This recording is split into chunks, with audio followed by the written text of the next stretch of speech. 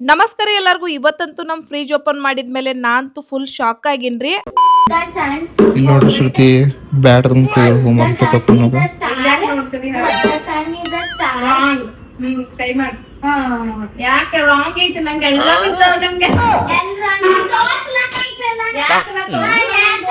ಪನ್ನೊಂದ್ last exam ಇತ್ರಿ, ಅದಕ್ಕ ಸ್ವಲ್ಪ ಅಭ್ಯಾಸ ತಗೊಂಡ ಇನ್ ಫ್ರಿಜ್ ಓಪನ್ ಮಾಡಿ ನೋಡಿಸ್ತಕಂದ್ರ ನೋಡ್ರಿ ಇಲ್ಲಿ ಕಾಯಿಪಲ್ಲೆ ಎಲ್ಲ ಹುಳಕ್ಕಾಗಿ ಫುಲ್ ಫ್ರಿಜ್ ಎಲ್ಲ ವಾಸ್ ಬರ್ಕತಿತ್ರಿ. ನಿಮ್ ಫ್ರಿಜ್ ನು ಫುಲ್ ಹೊಲಸಾಗೈತಿ, ಸ್ಮೆಲ್ ಬರಾಕೈತಿ ಅಂದ್ರೆ ನೀವು ಈ ಟ್ರಿಕ್ ನ ಯೂಸ್ ಮಾಡ್ಕೋಬಹುದು. ಸಿಂಪ್ಲಿ ನೀವು ವೈಟ್ ವೆನಿಗರ್ ನ ಸ್ವಲ್ಪ ಬಟ್ಟೆ ಮೇಲೆ ಹಾಕೊಂಡ ಅದರಿಂದ ಫ್ರಿಜ್ ಕ್ಲೀನ್ ಮಾಡಿ ಫ್ರಿಜ್ ದಾಗಿನ ಸ್ಮೆಲ್ ಹೋಗ್ತೈತಿ ಅಂಡ್ ಏನ್ರ ಖಲಿ ಎಲ್ಲ ಇದ್ರ ಅದು ಕ್ಲೀನ್ ಆಗ್ತಿತ್ತು. ರಿಸಲ್ಟ್ ನೀವ ನೋಡ್ಬೋದ್ರಿ ಎಷ್ಟು ಕ್ಲೀನ್ ಆಗೈತಿ. ಫ್ರಿಜ್ ಏನೋ ಕ್ಲೀನ್ ಮಾಡೇನೋ ಅದ್ರ ಫ್ರಿಜ್ ನ ಸ್ವಲ್ಪ ಅಪ್ಡೇಟ್ ಮಾಡ್ಬೇಕಂತ ಹೇಳಿ ನಾ ಇಲ್ಲಿ ಫ್ರಿಜ್ ಆರ್ಗನೈಸರ್ ತಂದಿನ್ರಿ. ಇದರಿಂದ ಕಾಯಿಪಲ್ಲೆನು ಹಾಳಾಗಂಗಿಲ್ಲ, ಫ್ರಿಜ್ ನು ಸ್ಮೆಲ್ ಬರಂಗಿಲ್ಲ. ನೋಡ್ರಿ ನಮ್ಮ ಅತ್ತಿ ಚಲೋ ಇದಾವ ಅಂತ ಹೇಳ್ತೀನಿ, ನನ್ ಬಡಿಕದ ನೋಡ್ರಿ. ಸೊ ನಾ ಅಳೋದ ರೀಸನ್ ಏನಂದ್ರೆ ಹೇಳ್ತೇನೆ, ನಿಮ್ಗೆ ತೋರಿಸ್ತೇನ್ರಿ ಲೈವ್.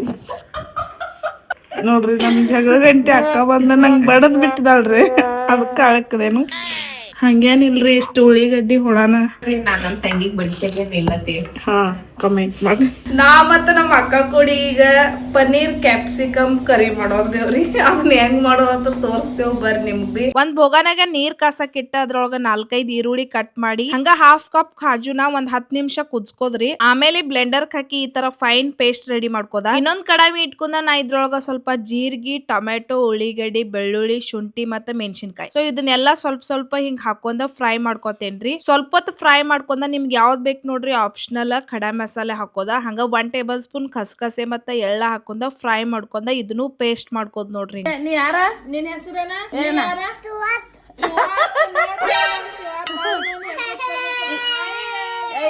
ಈಗ ಯಾರ? ಆಶಾ.